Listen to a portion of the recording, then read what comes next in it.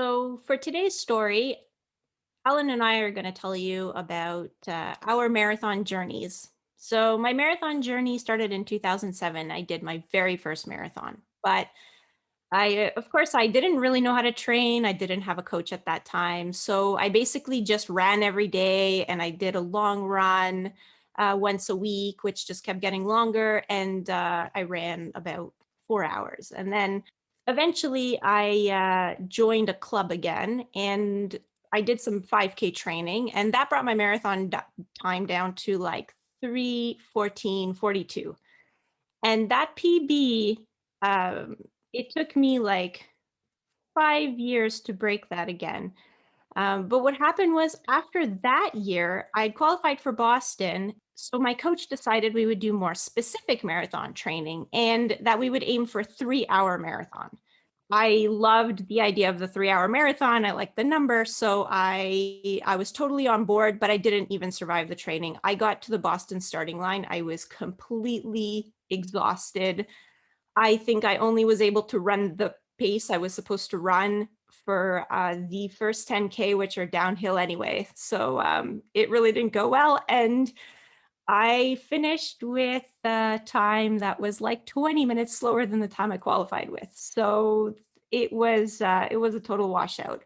I was really determined. I really wanted that sub 3 because I'd gotten it into my head that I would do this sub 3. But yeah, year after year, I kept falling short and I was not even hitting the mark that I had set with my 3:14, which I did off of 5K training. So um, along the way, I actually got burnt out and I ended up leaving that club altogether and joining a different club. And finally, one year, for some strange reason, after years of not being able to even survive marathon training, my marathon time dropped to 3:09, very close to 3:10.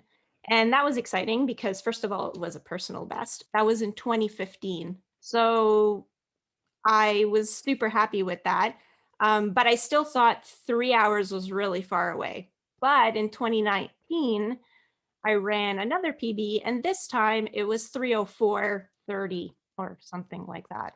And now I feel like I'm so close that I can almost touch that 3 hours. And so that is where this whole sub 3 hour goal came from. And this book will hopefully help get us there. So, Ellen, what's your story with the sub 3? Well, my story is way back in ancient history. I think it was 1998. I ran the only sub 3 marathon I've ever run in my life. And when I ran it, I was probably not very well educated about marathons and not really trained smart, but trained hard and managed to achieve 258, almost 259, 258.50 at the Canberra Marathon in Australia. And at the finish line, I was elated. But the first thing I said is, I'm never doing that again. Too hard. It felt like it was just a Herculean effort, and I'd kind of forced it to happen rather than been smart about it, and thought too much of a demand on the body.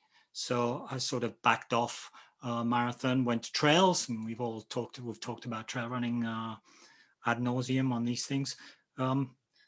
And as I got older, would do marathons then for fun, and have run dozens, tens at least, of 3:10-ish marathons. But you, Liz, you decided you wanted to run a 3-hour marathon, so you started training like that. And because I'm your training buddy, I started training like that. Then I retired and started to work hard at my training and get informed and work smart at my training. So building in many different aspects and reading up on training, and thought, well, if I can run a half marathon in 1:23, which I did a time trial for less than 6 months ago, 3 hours has got to be within my grasp. So even though I'm getting quite ancient now, I'm now looking to run my second ever 3-hour marathon, we hope in 2021 towards the end of the year. So I guess this book is near and dear to our hearts because we would both like to advance our marathoning. And lo and behold, we've got this book. It's the third edition of Advanced Marathoning. Perfect. Perfect.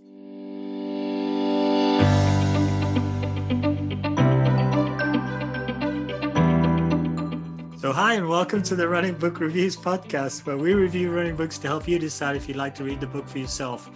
We also hope listening to us chat about running can help keep you motivated about your own running, or maybe inspire you to try something different and push ahead.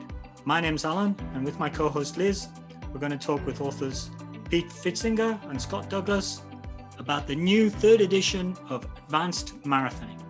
So before we get started, I will tell you a little bit about the book. So this third edition of Advanced Marathoning is divided into two parts, just like the second edition, if that's what you have.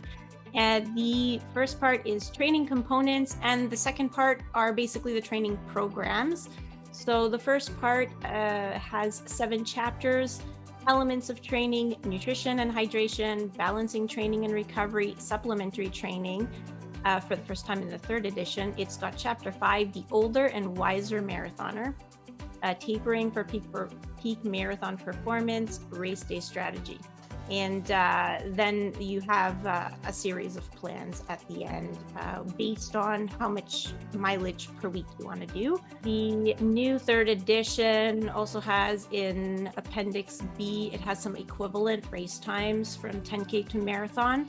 And they feature some of the newer athletes in the book. So there's always little stories about athletes. So the third edition has like Eliud Kipchoge, and a little bit about the authors. So Pete Pfitzinger is a 2-time Olympian and U.S. top finisher in 1984 and 1988 Olympic marathons, 2-time winner of the San Francisco Marathon, third in the 1987 New York City Marathon, member of the Roadrunners Club of America's Hall of Fame, co-author of Faster Road Racing, second in the 1983 Montreal Marathon, according to our coach, Bill. And Scott Douglas is a contributing writer for Runner's World, author of several other books, including Meb for Mortals and Running is My Therapy. Scott has also written about running for Slate, The Atlantic, The Washington Post, and others. So welcome to both of you, and thank you for being here today. Thanks for having us. Yeah, thanks, Liz. Thanks, Alan. So I guess we'll start with the first question, which is always, how did you both decide to write the book? And also, how do you know each other? Try to keep it brief. I got Pete's autograph at the 1984 Falmouth Road Race, which was, I think, 2 weeks after the Olympic Marathon. And he didn't ask for my autograph in return. But I remember talking to Pete and saying, like, I'm not really all that good, but I'm really dedicated to running. And I think that I could run. I think I could like qualify for the Olympic trials. And Pete was like, oh yeah, you can do that. You know, like to run 2:19, I guess was the qualifying time. He said, you don't have to be that fast. And then when I actually got to know Pete, he was like, what? I told you could qualify? No way. So I knew of Pete, you know, as a running fan. And then I was in the mid 90s an editor at the now defunct Running Times magazine. I'm not sure where I'd seen that Pete had written something about running, about training, but I did, and it was good. And I asked him to start writing for us, and that grew into a monthly column in the magazine. And we then wrote a book called Road Racing for Serious Runners, which predated the first edition of Advanced Marathoning. That came out in, I think it was 1998. Oh, wow. I haven't seen Pete in person since, so he moved to New Zealand, was it 1997? Yeah, that's right. Yeah, but the last time I saw Pete in person it would have been like around 1999 or 2000. He had a layover at Dulles Airport in Washington, D.C., and I played hooky from work. And this was pre 9/11. You could actually go to the gate and meet people. And so that's the last time I saw Pete in person, was 20 some years ago. Wow. That's how I mean, Pete can tell the book part of the answer. Briefly, we were living the COVID-19 life for the past 20 years because, yeah, we can write books together without actually ever getting together. Actually, I think Scott had a offer to write a book, and he was going to do it with a number of co-authors, one per chapter, and he convinced Human Kinetics to do it with me. So thank you, Scott, for extending that offer to me. And thank you, Human Kinetics, for supporting that. Yeah. So that was for the first one. That was for Road Racing for Serious Runners.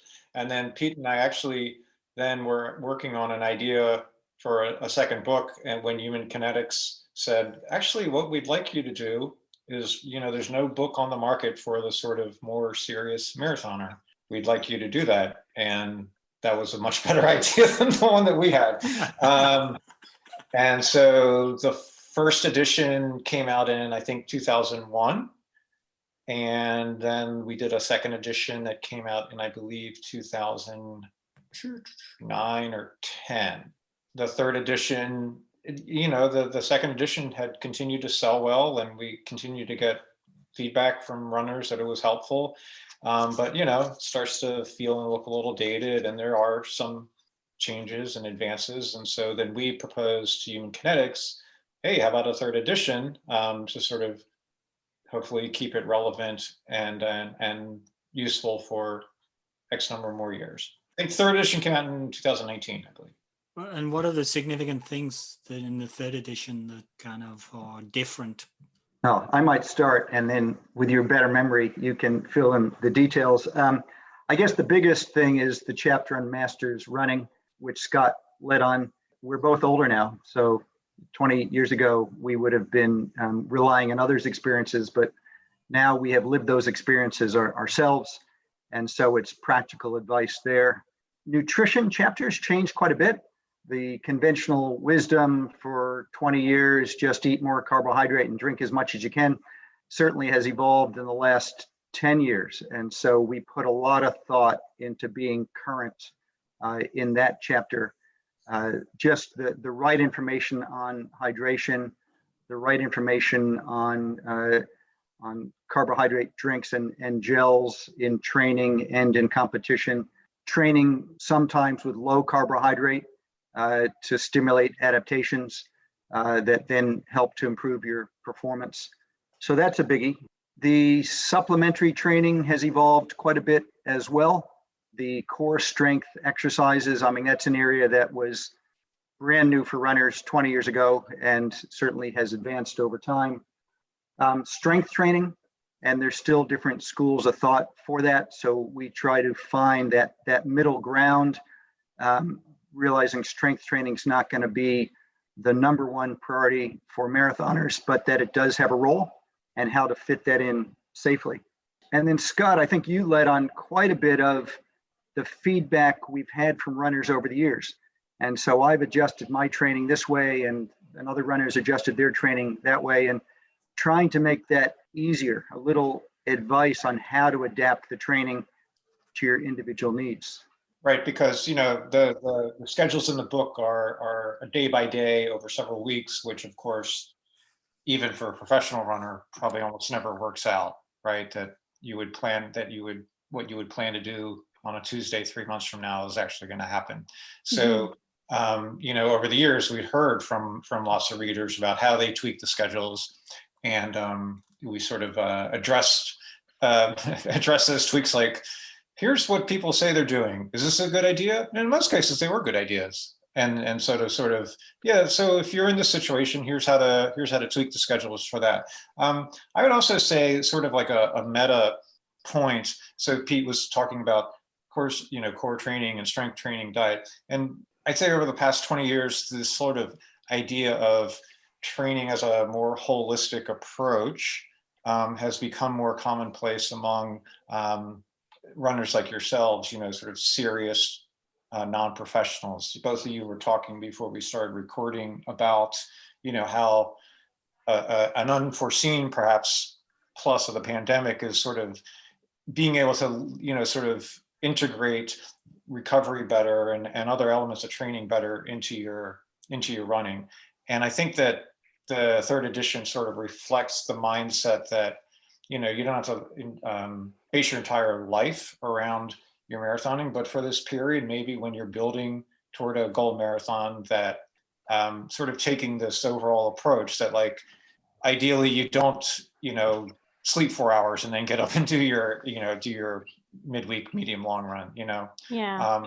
I think that's become sort of more common among non-elite runners, sort of like looking at the totality of your life, and not only in the types of training you do, but also like, what is my stress level like? How is my sleep? All that sort of stuff. So we tried to address that sort of in a, looking at things, have all the pieces fit together more so than just go out and do your Wednesday morning 15 miler, no matter what happened in the rest of your Mhm. life. And it's very like nuanced, like even in the section on nutrition. Well, I noticed that the third edition, the section on nutrition was a little bit more detailed than the second edition, because I reread the second edition and like I don't remember anything. I mean, I do remember eat a lot of carbohydrate, but the third edition seemed to be very like much more precise. And one of the things I think, just before we go on, like you did mention that sometimes it's good to train in like a low carb state, but you're not necessarily promoting a low carb diet, like a consistently low carb diet. Is that right? Yeah, that's right. That chapter took the most thought to get right because the knowledge has evolved so much, and there are different schools of thought. I know people who are adamant about high fat, low carb, and I know people who are traditionalists, and they can both make the arguments. When you read the scientific literature, it is evolving quickly, but there are very few studies that use serious athletes, and so can be transferred to a confident set of training advice. So yeah, we put a lot more into that. We wanted to make sure we didn't get it wrong. We wanted to make sure that 3 years from now the book wasn't outdated, because it had been an area where the advice hadn't really changed that much, probably for 15 years or so, and now it's changed quite a bit. Yeah, and sorry, I'm going to try not to keep making meta points, but this is a good example of sort of a goal of the book is to combine the latest science with best practices of top runners. And, I'm unaware of a whole lot of world-class marathoners who follow a low carb diet. And so we try to show where the research and the best practices converge, and then show how to make use of that in your life. Yeah, it's funny that Pete said about like the time spent on the nutrition chapter. I was joking to my wife, like, Pete and I found a way to make revising a book that's already had 2 editions take longer than starting from scratch. Better get working on the 4th edition now then. Can I ask about lactate threshold? Just getting into some of the jargon. Probably just for some of our listeners, we probably need to explain a little bit about what lactate threshold is. But is it the most important factor? Obviously, we're talking about holistic type treatments, but is it the most important factor for marathoners in terms of physiological limits? I'd say a combination of that and long runs along with weekly mileage, but let's say long runs. If what you're trying to do is maintain a pace for 26 miles or 42K, the two elements are, one, being able to handle the distance well.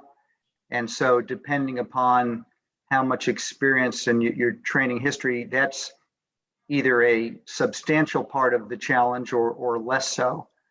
Certainly for the runners doing the up to 55 miles a week, they tend to be light on the volume adaptation and the longer run adaptations. For the more experienced runner, so the one who's been doing marathon for, they've done 15 marathons, yeah, it probably is. It probably is lactate threshold pace, which is enabling them to maintain a faster pace throughout the 42K. So how can I make that work better for me? I'm an older guy. I've got a few marathons under my belt. I need to get my lactate threshold up so I can maintain my pace in the last 6 miles. we work in kilometers. So you're talking about a 55-mile week, 90K. 80, 90K. Yeah. Yeah. I'm in New Zealand. We think in kilometers too. Well, New Zealanders do. I kind of think in both. Don't think well in either. It's okay Yeah. because most of our audience is American. So Yeah. So I guess the short answer is to improve something preferentially, you need to prioritize it in your training. So one of the emphases in the book is don't try and do everything at once. We really try hard in the programs to get the balance right, and in the explanations. And the most frequently asked questions are, shouldn't I be doing more speed work, or how can I fit more of this in? It's like, well, don't, because you can only fit so much in, you can't rush it. So to improve your lactate threshold the most, you want to work on it for enough weeks to really get the right adaptations. You want to have a few different types of threshold sessions, so it's not the same thing week after week. And you want to carve out enough space in your weekly training so that you're ready for those sessions, so you can do them, really honestly.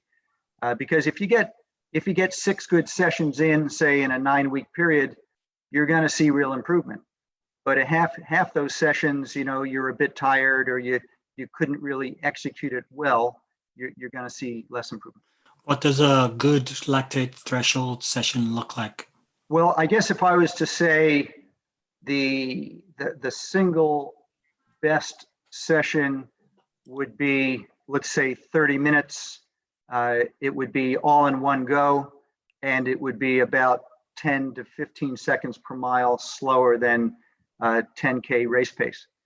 I say the single best because you can break it up into several sections, and we do recommend that. So we'll have a session with, say, you might do 18 minutes, 12 minutes, and 10 minutes.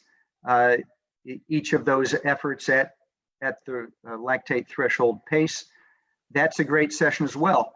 But there's something about towing the line for that one sustained session that's good for the physiological preparation and really good for the mental preparation. Our coach Bill, who is a student of Pete Pfitzinger, he follows your stuff quite closely, and he was quite jealous when he heard we were talking with you. He's got us doing what did we do last week? We 30 minutes, but broken up into 5 pieces. It was 5 times 6 minutes. 5 times 6 minutes at that sort of pace, and then sometimes he does 3 times, but it always adds up to 30 or 30 plus. Yeah, like this week is 4 times 8 minutes, so it's like 32, which is close enough. With what, like a minute between? 2 minutes. 2 minutes is what is his current. Sometimes when we only do like 2 times 15 minutes, he'll give us 3 minutes sometimes.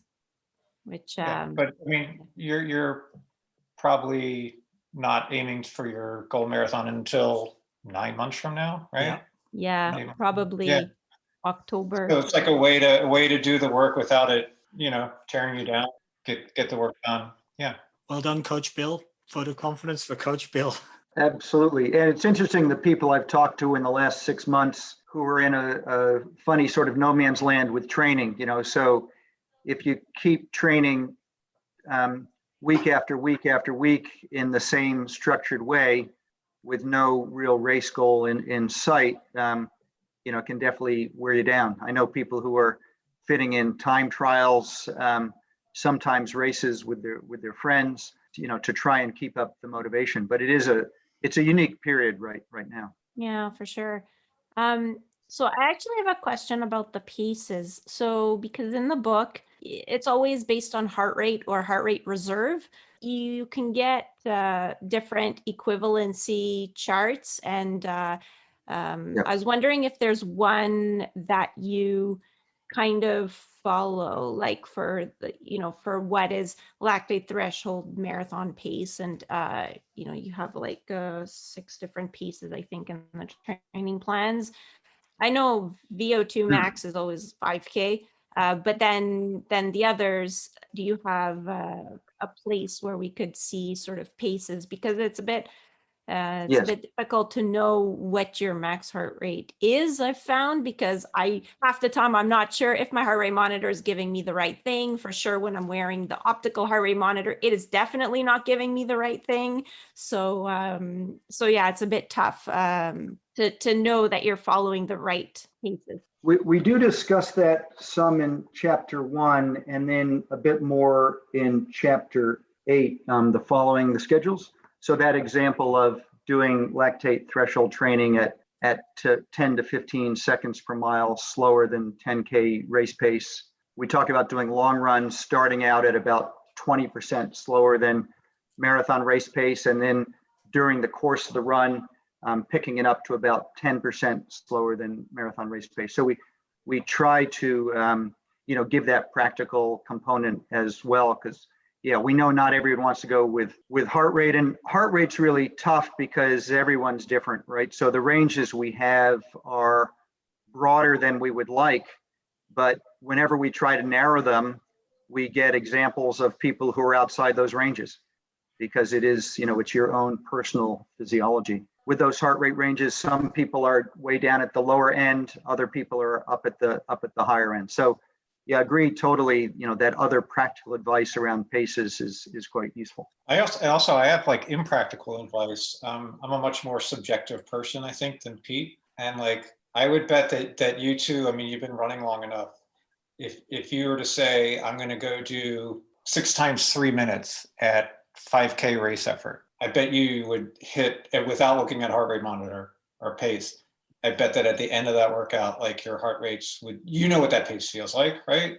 And when you do your tempo sessions with your coach, what those paces generally feel like, I think, with enough experience. I mean, certainly Pete wasn't monitoring his heart rate in 1984, right? No, that's right. As you say, it was perceived exertion. Yeah. Probably if I monitored, I would have gone a bit easier sometimes. And I think that is some of the actual, I'm kidding in a way, but some of the advice in the book is to go easier on the recovery days. And I know absolutely there are times when, you'd be in a training group, you get carried away, you're going too hard on the recovery days, and then you're not as good for the key days. And I made that mistake many times. Yeah. I'm talking more about like the harder workouts. I think like a lot of runners with enough experience could get pretty close to those desired intensities. Absolutely. Yeah, I think you're mostly right. I mean, I was doing the calculations while you were talking about the various paces, and I figure we're not that far off with respect to what we are doing. We are being pretty honest with our efforts, and we can feel the effort, and it turns out to be about right. Mm-hmm. I'm thinking about people who are trying to make the transition from go for a nice jog, or go for a run, go for a few more runs, run a marathon. Okay, how do I get good at this stuff? And then they're trying to get into that.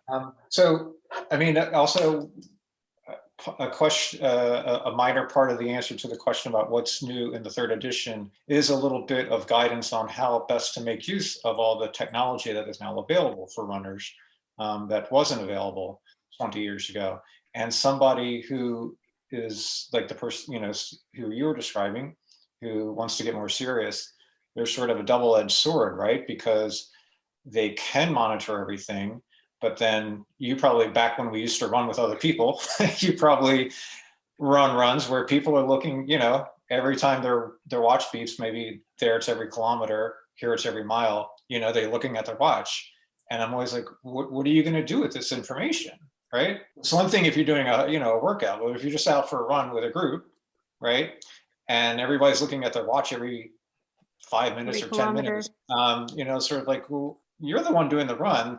The technology is there to help you, not necessarily to tell you what to do. And so we try to provide some guidance in the book about how to balance that. Yeah. And so for like someone who was a more casual runner and now wants to become more sort of performance oriented. Certainly those devices are very, very helpful in some ways, but they can be dangerous, especially as Pete was saying, like on recovery days, because if they say like, oh, there's this pace I quote should be running on my recovery days, or it's too slow.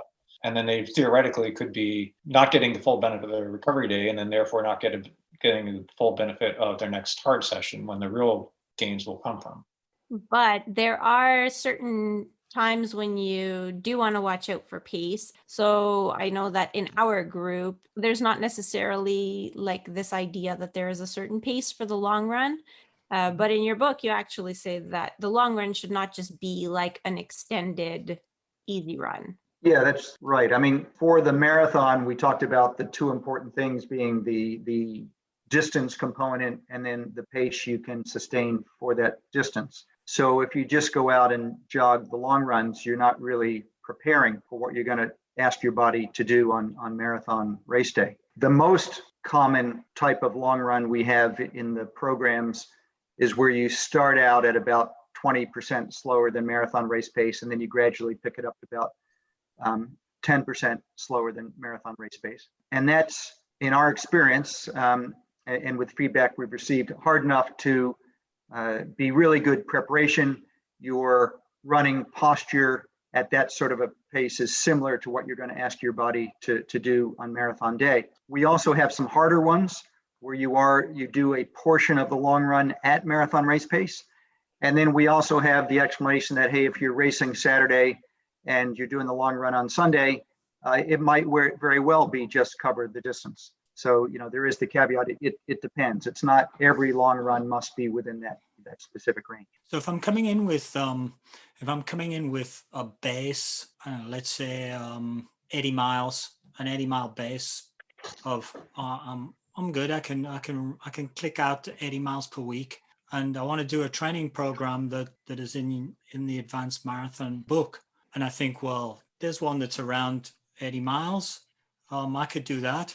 Am I kidding myself? Because probably going to ask you to do 80 miles in a manner which is going to be a considerable higher challenge than the sort of easy 80 miles you've been doing.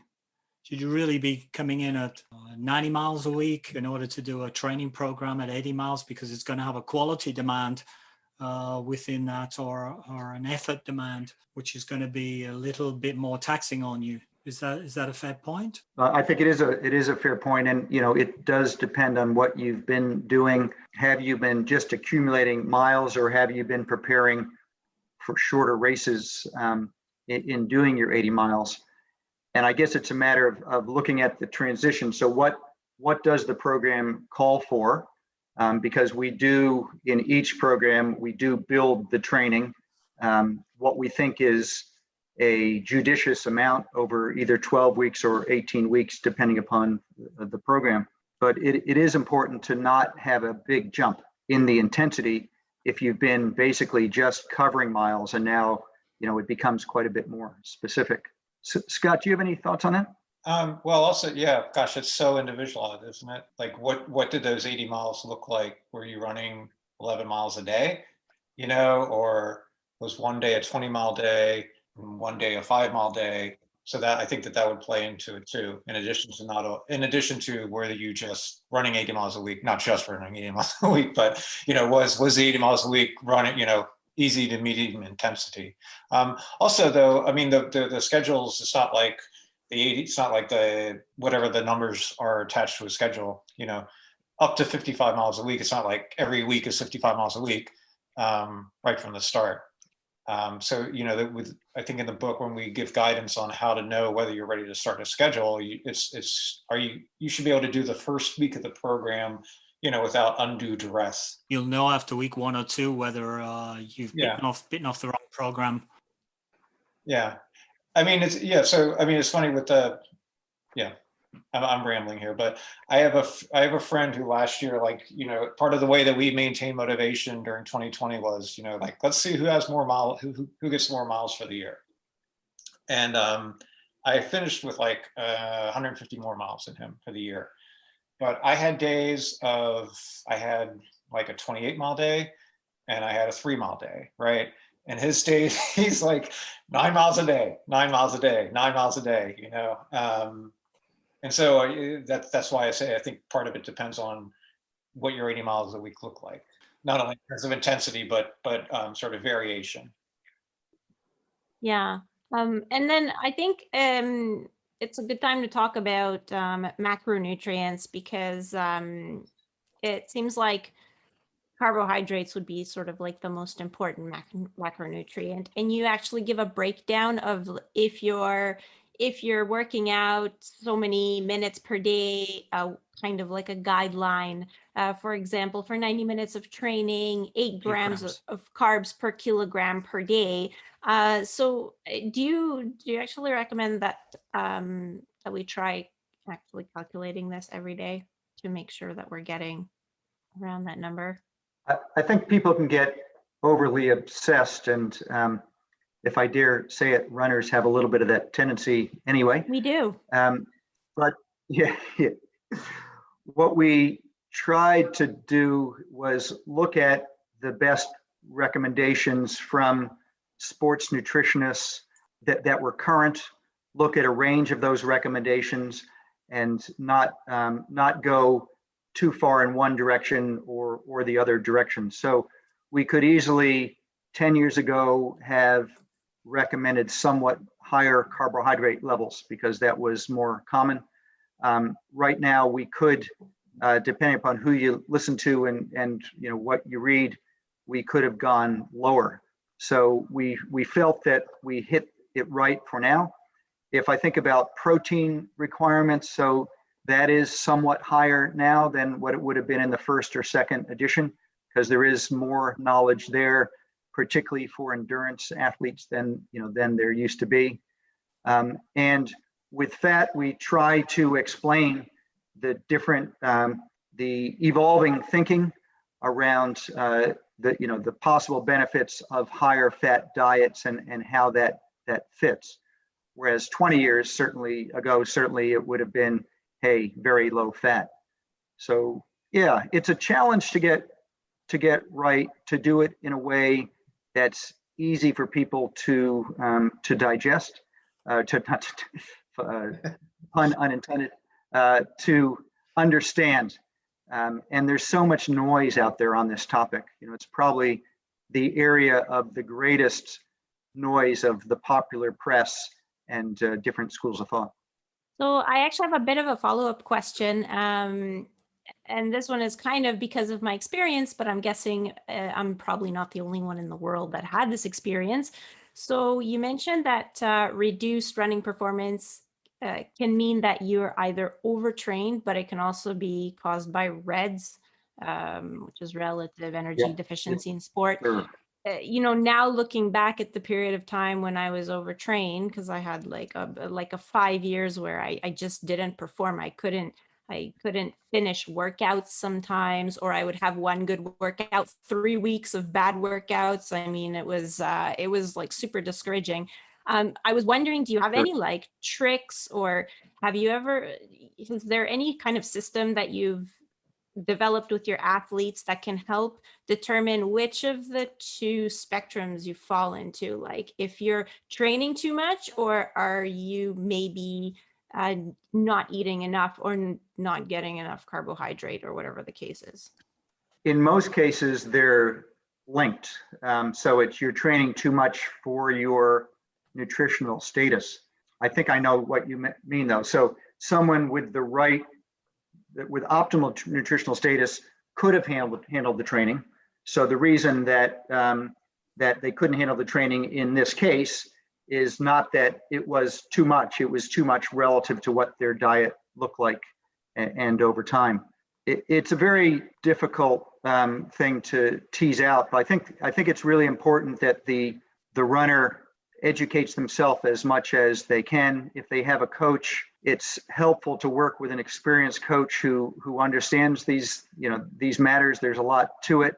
And if you think you may be at risk or getting into a risky situation, to be able to consult with, in my experience, a nutritionist who has experience, with female endurance athletes, where this is really quite common.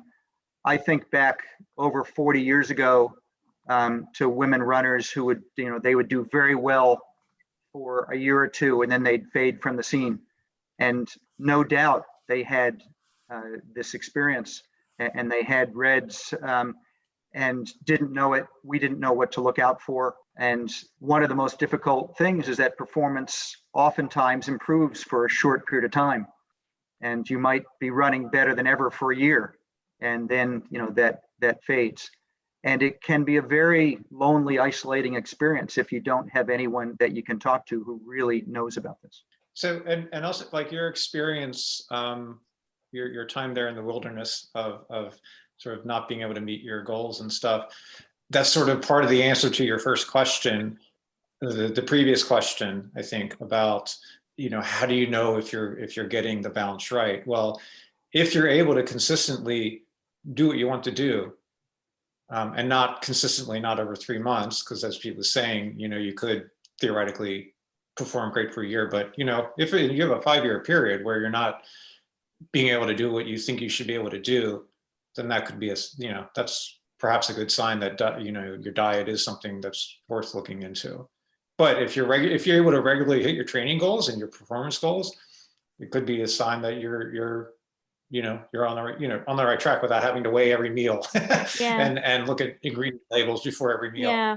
I guess I'll give you a bit more context, is because what happened was it was really a drastic shift. I used to live by myself. I ate like lots of pasta because it's really easy to make, and sauces in a jar. It was really uncomplicated. And in my quest for that sub 3-hour marathon, I thought I was going to do a good thing. And I went to go see a nutrition, well, I don't know. It wasn't like a registered dietitian. It was, he had some other course.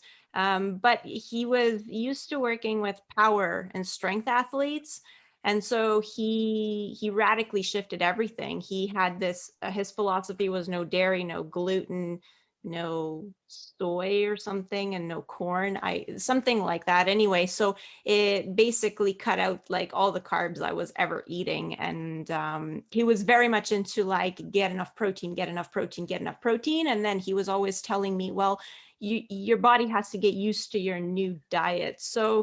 So, I mean, being a runner, and like you said, being always very, I stick to the plan. I'm like, that's my strength, is sticking to a plan. And after 6 months, I was injured for the first time in my life. And I had run during that time, I had run a PB in like the 5K, but everything else was, I used to love long runs because I could go forever. And all of a sudden it would be like, if I went over an hour, I just felt like I was just, dragging my feet. So it was such a contrast, but I never, it's now in hindsight, I know, I see it because, we've read all these things, but at the time I was like, had faith to get me to my sub 3-hour marathon.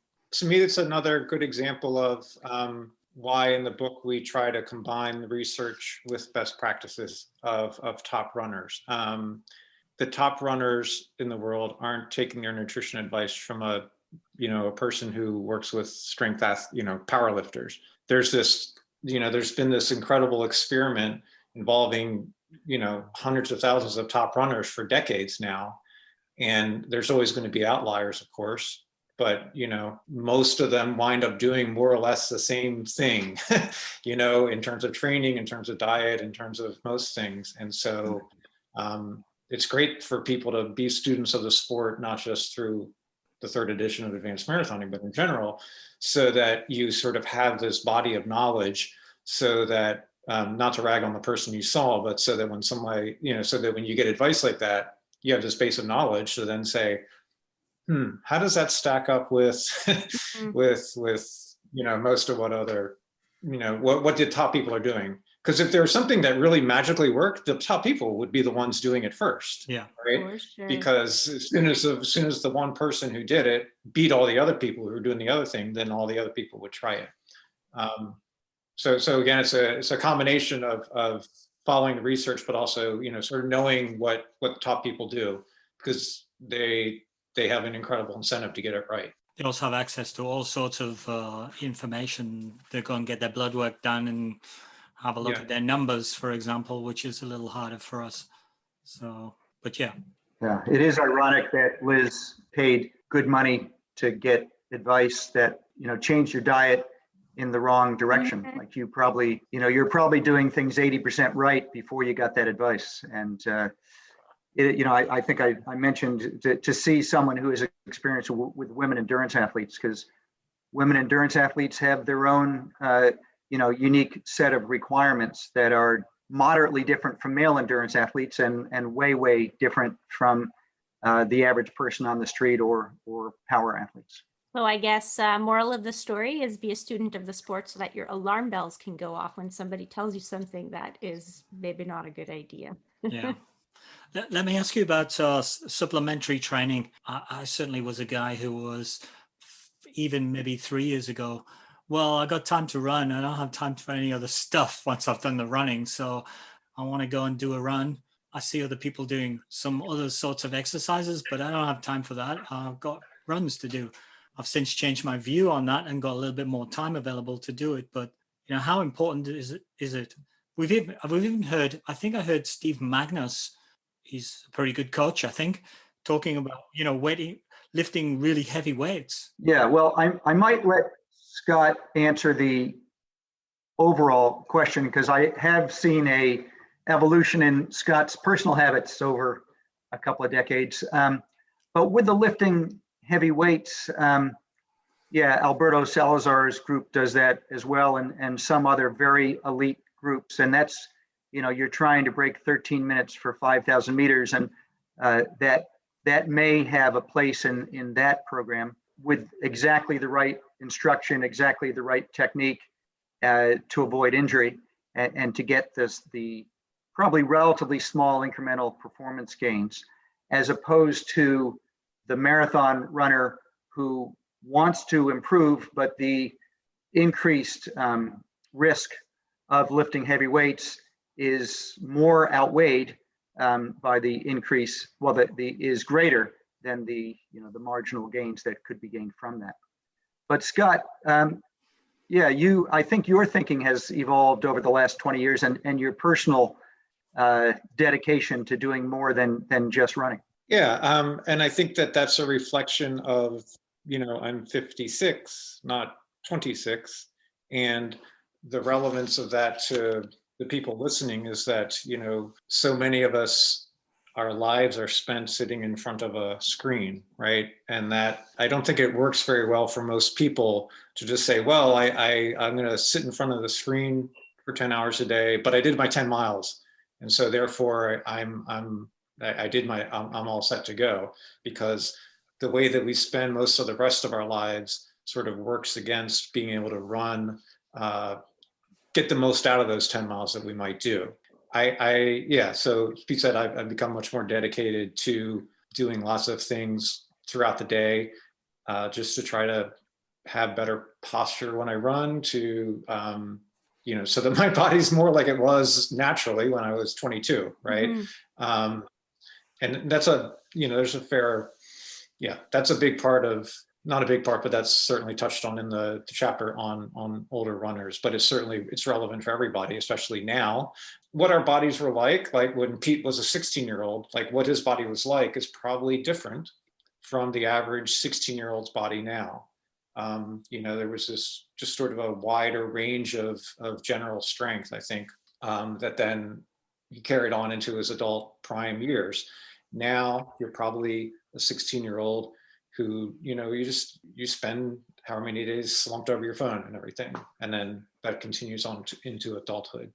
So I think I think it's crucial for any runner to, and it's not like 30 minutes a day on top of your running, but, little 5-minute bouts of stretching and strengthening throughout the day can, I think, make a big difference in then how you feel running. In terms of the supplementary training, you don't have to rely on me. So as you said at the outset, I've written 2 books with Matt Kleflewski, who he says, if you're short on time, run 1 less mile and do your form drills. Use that time to do form drills.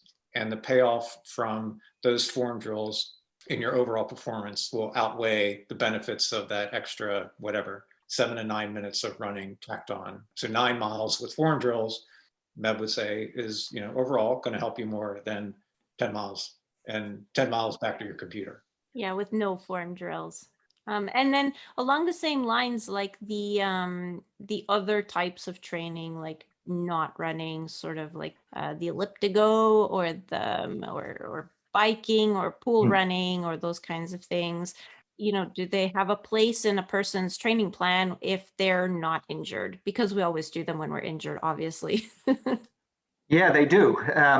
It takes discipline to keep them in, particularly if you're used to counting mileage, right? So, but for many people to run, rather than running, if they were running 7 days a week and their injury risk was X, if they ran 5 days a week and did 2 days of purposeful supplementary aerobic training, their injury rate would be somewhat less, or injury risk would be somewhat less. So we try to explain how to do different types of supplementary aerobic training in a useful way. Certainly, deep water running is a good example. Certainly, an elliptigo is a good example, and there are many very good runners, who do both of those. And then cycling, though, is a more prevalent example and probably less expensive. And so, how do you work cycling in? So I think it's important. I'd say most people, it's on their wish list rather than they actually do incorporate it week in, week out when they're not injured. But I am a firm believer that if they did purposeful aerobic cross training to replace, say, 2 runs a week, it would reduce the risk of injury. Your partner's going to be pretty encouraged by that. We've been talking about it. My partner is a cyclist turned runner now, mostly. Yeah, so he's always saying how and I've got the setup, I've got the trainer with my bike on it and everything. It's in the basement because we don't have room for a treadmill. But I go on it. I mean, either if I'm injured or if it's if I can't go out, because a couple times it happened that we got COVID tests and you have to stay in your house until you get the result and for a period of time after based on certain situations. And so that was pretty much the only time that poor bike has been in use. It's been so neglected. So to Pete's point about runners love to count mileage, before we wrote our first book and before he moved to New Zealand, I went and spent a couple days where he was living in Massachusetts at the time. And I was like coming back from an injury. And so I wasn't running every day. And we went for like an hour and a half bike ride. And afterwards I was like, so what was that in terms of mileage? And Pete was like, it was an hour and a half bike ride, because I had to convert, I had to put it in my log and somehow figure out how to convert it to, to count. Well, that'll count as 6 miles or something. That's, I will admit, that's an area I have not evolved. Okay, let's, we've got you here. So Liz won't do it because she's really polite, but let's try and get a free consultancy from you for our attack on the sub 3 hour marathon at the end of the year. Okay. We've read your book in detail, and so we talk on our training runs, and we said, look, we should use the programs. They make sense. We're building mileage. We should probably think about choosing one of the training plans. And there are, if you ignore for the moment the multiple marathon training, there are four training programs of different distance depending on how many miles per week. So we're how many Ks do we do? We're doing about 110 to 120 K per week, which contains some tempo, at the moment some hills, a long run. So it's a good mix. Bill, our coach, is a student of Pete, so he's built a few of those things into the program that he gives us. And so we're still far out from the start of an 18-week program, but we're thinking, which program should we go to? We want to try to run sub 3. I mean, this is the holy grail. Is more miles better, or is there a point where you'd be better if you want to go faster to choose something else? Because right now we've got either the 55 to 70 mile plan or the 70 to 85 mile plan, which I have secretly highlighted in blue. Yeah, we've been kind of eyeing up the 70 to 85 mile per week program, which is the sort of third program. But we're wondering, well, we'd ask the authors for advice. Well, Alan, you should do the 55 to 70, and Liz, you should do the 70 to 85. Yes. I'm half joking, but just Alan, the injury risk being a little bit older is somewhat higher. I don't know your personal injury history, but the two of you are kind of like right on the could go either way cusp, I guess. And you're probably going to train together. So maybe what you'll do is somewhere in between. But Alan, being a little older, maybe has to be a little bit more cautious. If you did the 70 to 85, maybe you would cut out, a run a week or something like that. And again, Liz, I don't know your injury history well enough. I know you did have the red situation, so maybe being a little bit on the cautious side isn't a bad thing as well. Yeah, I've been pretty uninjured in the last year or two, maybe. I did have plantar for a while, but I got that figured out. Okay. It lasted longer than I wanted, but it's gone now. Yeah. So. If in a typical week there's a workout on Tuesday and then the medium long run on Wednesday, Liz might run more on Thursday than Alan, and maybe on Friday, and then maybe Great. do your long run. So we could still train together. And I have two strength sessions and a yoga session built into my program. And what I'm hearing is I should absolutely not give any of those things away for a run. Yeah, agreed. Okay, so I guess the last bit of the puzzle is tapering, and there's a whole chapter on it, but maybe you can just kind of give us a little preview by telling us, like, what do people usually do wrong with the tapering? One thing that people will do wrong is they'll taper over, say, 5 or 6 weeks. So, they peak their training so far out that they've lost a little bit by race day. Another mistake that people make is their biggest week is the last week before the marathon. You'll get away with that every once in a while, but there's just a risk of going into the race overtired. And if you do have a little bit of an injury or you're on the edge of getting sick, you increase the risk of that. So we recommend, in most situations, a 3-week taper.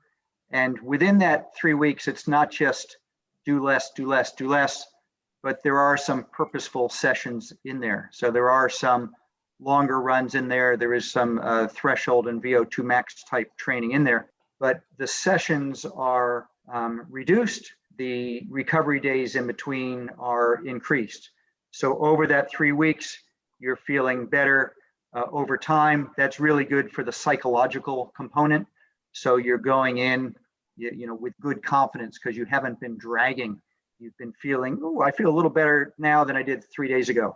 And then I felt a little bit better than I did 3 days, before that. Is there a danger you could run too fast in some of those sessions because you're feeling better? So there is. I don't see that happen too often because people are worried about the marathon as well. But I'm sure some people, would do that. So we're not big on, you must do exactly what's stated in the book because that can be too structured. But yeah, it's not a time to, hey, I feel great, I'm going to go really hard today, because you do need to keep the marathon in the back of your mind. Yeah. But it's also not a time, so say you were doing the 70, 85 mile a week thing, but then think that your body's going to thrive by suddenly doing almost nothing for, 3 weeks. Having 2 weeks of a break from what your body's used to. I know he only did it once, but Pete was used, at his peak, was used to running twice a day, and he ran twice the day before he won the 1984 Olympic Marathon Trials, sorry. Just because that was what his body was used to. So there's a balance between, just not sitting around their feet up for 2 weeks either. Yeah. And at far lesser races, I've had people, I live near where there's a really good 10K that Joan Benoit started. And so I've had, over the years I lived here in Maine, some decent people come and stay with me the night before. And they're running twice the day before this really, really big 10K because that's what they're used to. And that's obviously not as important as taper for a marathon. Mm-hmm. But there was a lesson there of don't suddenly change everything. Yeah. And I think that people do that with their diet too, and not necessarily to their benefit. in the 3 days before a marathon.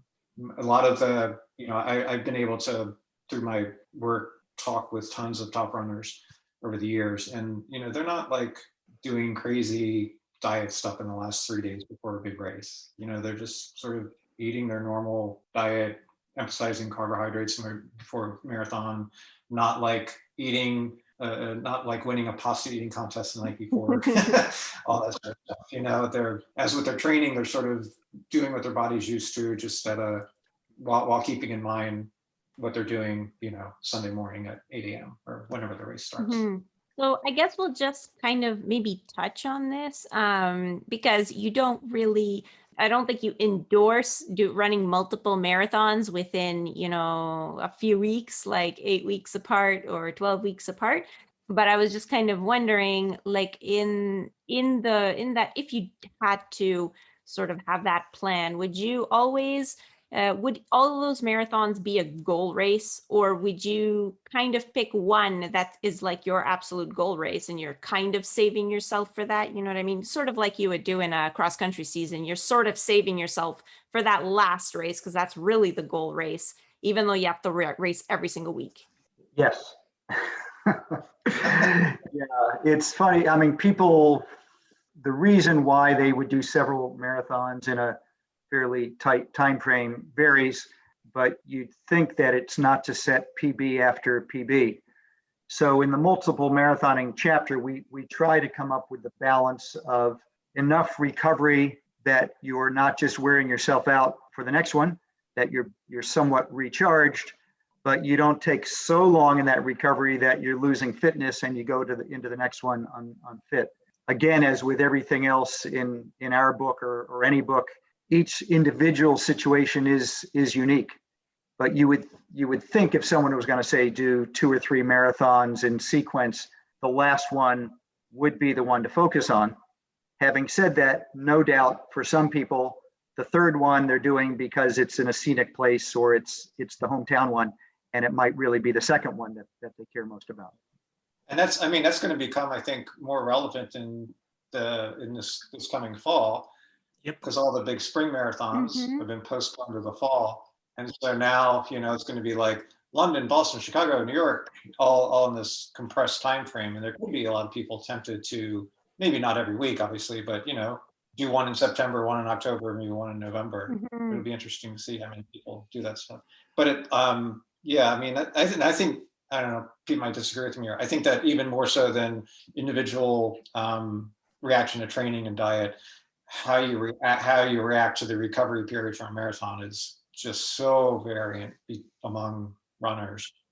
Even if their training was the same and everything else, even if they trained the same, ran the same time, the guy who won Boston in the monsoon in 2018, the Japanese guy, Yuki Kawauchi, can just get it out and do it like at night, like 95% of his best week after week after week. And I keep going back to Meb Keflezighi, who can't walk for a week, or well, he's retired, but basically couldn't walk normally for a week after a marathon. So there's so much variation in how people react to that stress. What about race day strategy? Any nuggets for race day other than the obvious ones? Like, don't buy shoes at the expo and wear them the next day. We both did that last year. And also spend several hours at the expo. That's a great way to spend. Yeah. Eat all the free food they have for you. Yeah, I suppose pacing is probably number one, because you can blow your preparation by getting carried away and going out too hard.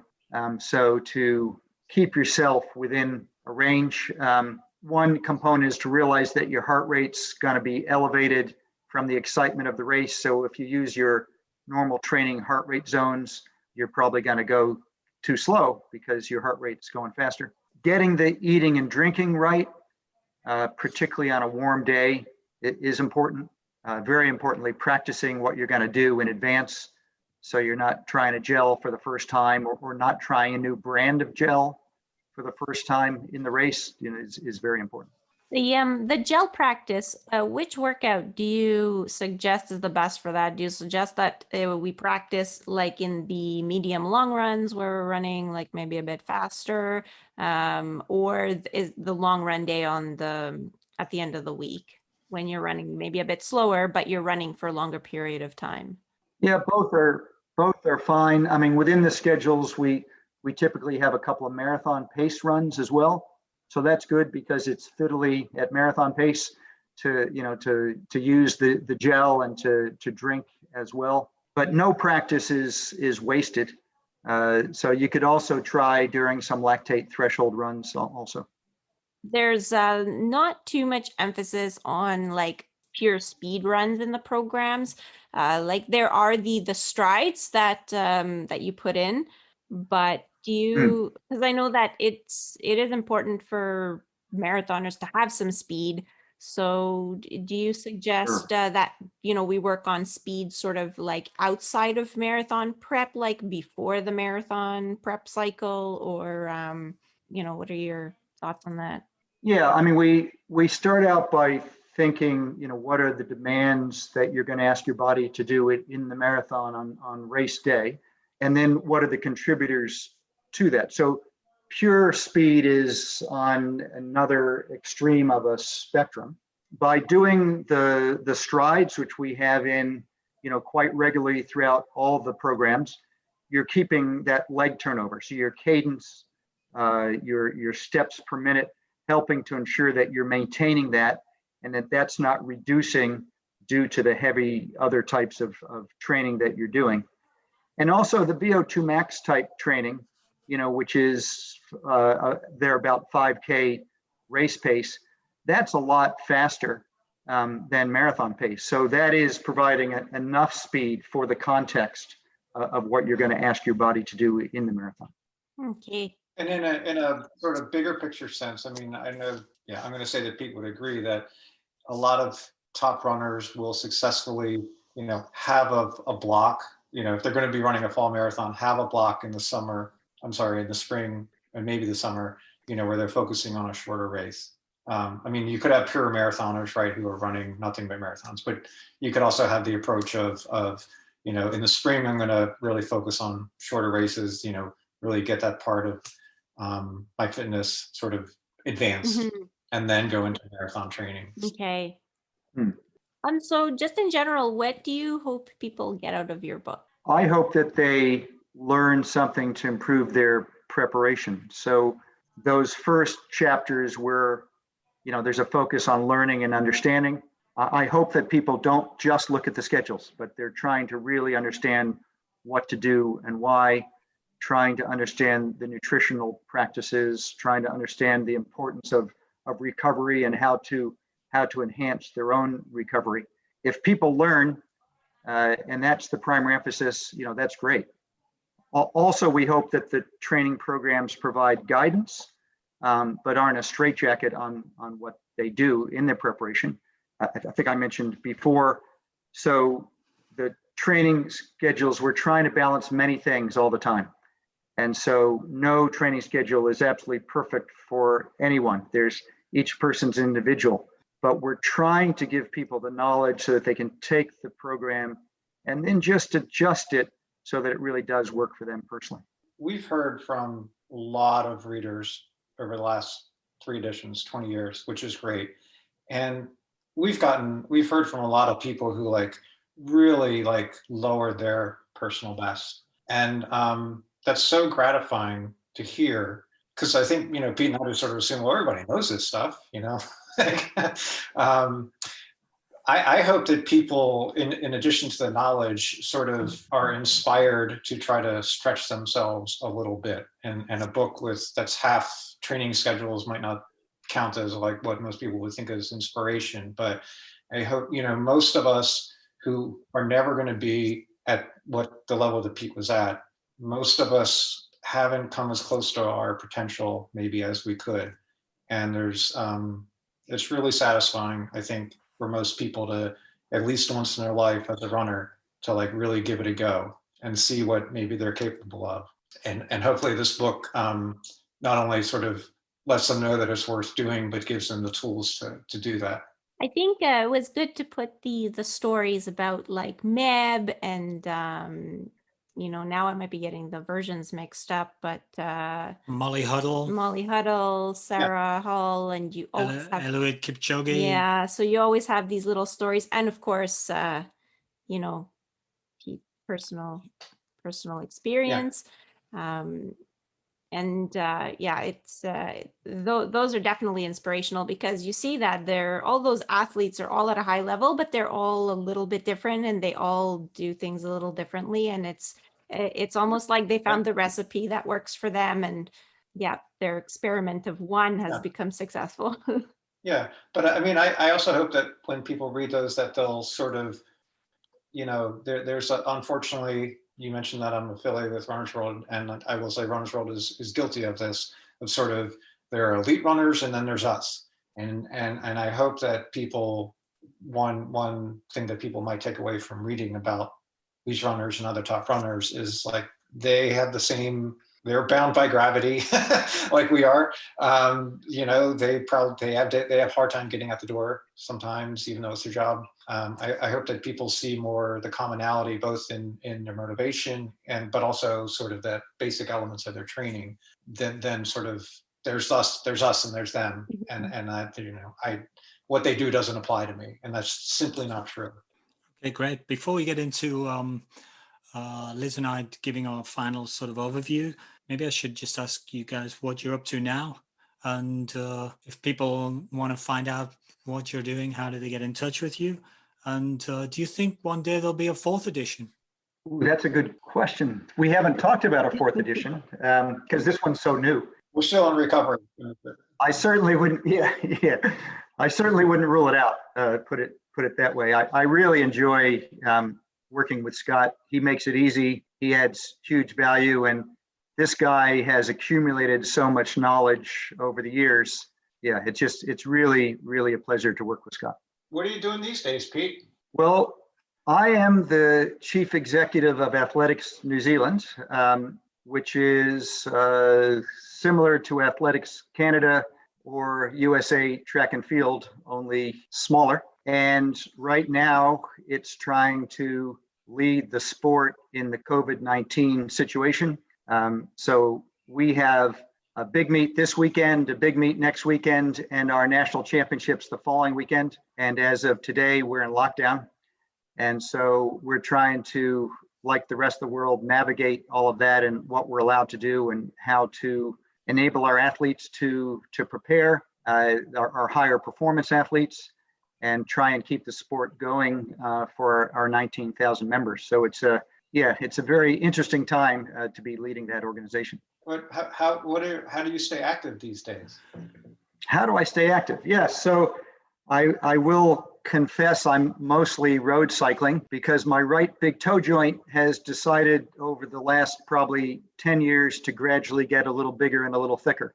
So to run, I need surgery on that toe joint. So I'm mainly road cycling, which is interesting because there's a lot to learn, but I do miss the running very much. And you? Oh, well, thank you. I'm still a running geek. I ran a bit more than 3,000 miles in 2020. Oh, very good. I hope to do a 50-mile race in the next year or two. And professionally, I have, sorry, Pete, but there are others. I have a book coming out with a different co-author in May. It's called The Genius of Athletes, and it's about sort of the psychological, the thinking skills that top athletes, not just runners, have, and how they apply them in different challenging situations to get them best out of themselves. So that's what that comes out in May, called The Genius of Athletes. And people can find me by Googling Scott Douglas running. And unfortunately, I'm the first thing you'll see if you do that. Thanks. And thank you, having heard that you're trying to keep New Zealand athletics up in front of the COVID onslaught. Thanks ever so much for providing time for us to talk with us. I'm sure you're an extremely busy person. As an anecdote, in 1990, I don't know where you were, but I actually made my one and only trip to New Zealand and attended the Commonwealth Games which were held in Auckland. which was actually a fantastic experience. And I have a great love for the New Zealand people through that experience and how I was treated as a visitor to their country. Absolute fabulous place. It is a wonderful place. And Alan and Liz and Scott, I'd be delighted to host you when that is allowed. Be careful what you wish for. And is there some place where people can reach you as well if they want to find you on social media or follow you or anything like that? I avoid social media, and the reason That's is fair. with 19,000 members of our organization, they could expect a reasonably timely response if they sent me a message on Facebook or any other method. And I knew I would be hopeless at that. So I'm not on social media, but I am on email, just Pfitzinger@gmail.com. Okay, great. Just for the book, is there a preferred place that you would like people to purchase the book if they're thinking of purchasing it? I mean, it's available on Amazon and through the publisher. I'm an advocate for independently owned local bookstores, but most are not the sort of place you can casually stroll into these days. So wherever you'd like to buy it, we would be most appreciative. Well, let's give our summary overviews. Okay, overall, fantastic book. Contains all the detailed information for the marathon obsessive, which we kind of are. So we were kind of geeking out over all of it. I guess for me also, it's a bit daunting. You look at all the things that you should be measuring and all the variables that you have to juggle with to get an optimal result. And, the thought that goes through my head is maybe I'm not advanced enough, this word advanced. And what I would say is to anybody who's caught in that sort of trap is get in there and get something out of it, because there is lots of somethings that you can get out of it, rather than be, daunted and not go into the book. There's a fantastic little discussion in the book about, well, what happens if, real life happens and I can't do this, or this happens and I get injured, or, my auntie wants me to go and visit her in the countryside and I can't, do whatever, which you actually take all the detail and then put some practicality over the top of it. Say, if you want to do that, go for it. If you want thinking about doing this, don't. You'll ruin your schedule. And that's a fantastic discussion to have in a book with the detail.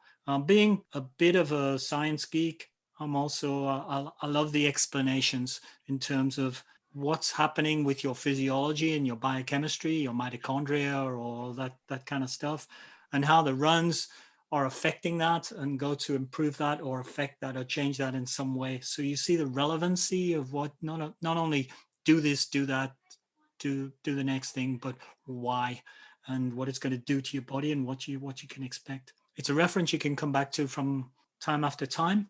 So if it doesn't work for this marathon, maybe it'll work for the next one. I think I'll probably, based on our discussion, I'll probably try to access the 78 to 85 mile program for my attack on the sub 3 hour, probably in October.